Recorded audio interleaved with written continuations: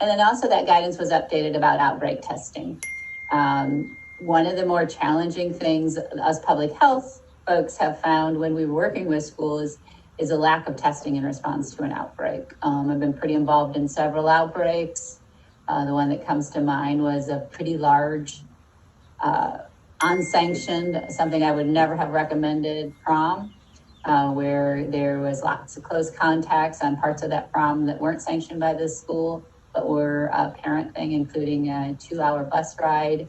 And so right off the bat, my recommendation would be to test everyone that was exposed. When you have that level of exposure, you have transmission that extends beyond the school and it extends in the community and can continue to let this virus simmer and explode in communities. And in fact, that community did see and had been in an area of heightened or increasing transmission.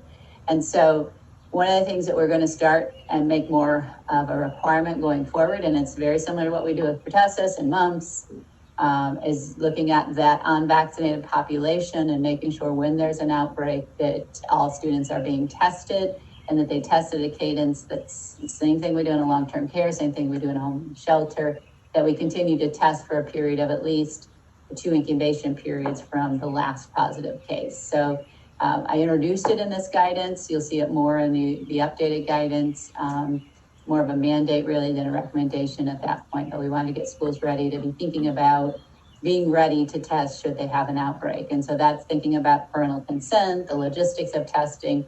And as Beth will explain a little bit later, Shield Illinois is a ready to implement tool for you, and we can marshal that in pretty quickly, providing you've already did the work to have parental consent available. And again, we're only talking about unvaccinated staff and students in this setting as well. Next slide.